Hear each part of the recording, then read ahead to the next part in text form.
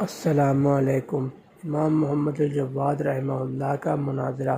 یہ واقعہ سیر اعلام النبلاء، تہذیب التہذیب، البدایہ والنہایہ اور تاریخ طبری میں مفصلاً مذکور ہے۔ امام محمد الجواد رحمہ اللہ امام علی رضا رحمہ اللہ کے صاحبزادے تھے، جن کا ایک نام تقی بھی تھا، یعنی حضرت امام محمد الجواد رحمہ اللہ کو تقی بھی کہا جاتا تھا، محمد تقی۔ امام علی رضا رحمہ اللہ کی رحلت شہادت کے بعد مامون نے آپ کو، یعنی امام محمد جواد رحمہ اللہ کو مرو بلایا۔ مقصد یہ تھا کہ آپ کو ایک پیشکش کی جا سکے۔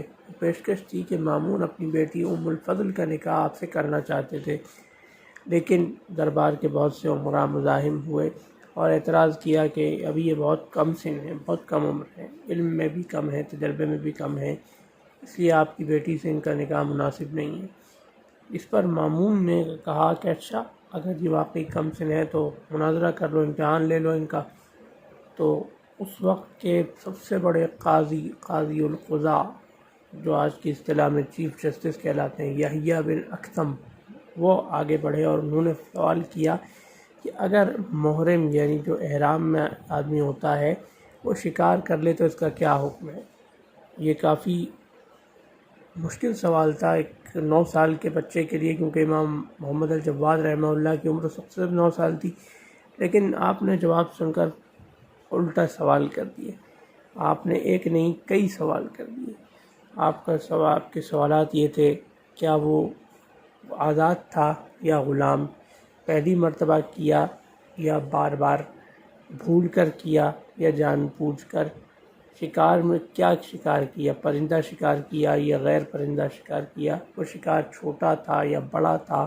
حرم کے اندر، حرم کی حدود کے اندر مارا یا حرم کی حدود کے باہر مارا؟ اور وہ احرام کس چیز کا، کس اس کا تھا، حج کا تھا کہ عمرے کا؟ ایک سوال کے جواب میں اتنے سارے سوالات سن کر یحییٰ بن اکثم حیران رہ گئے کہ اس ایک سوال سے اتنے سارے مسائل نکالے جا سکتے ہیں، اس ایک سوال سے اتنے سارے سوال پیدا ہو سکتے ہیں۔ یہ ایک سوال کے جواب میں اتنے سارے سوال ہی کافی تھے یہ ثابت کرنے کے لیے کہ علم کے لیے عمر کی کوئی قید نہیں ہوتی۔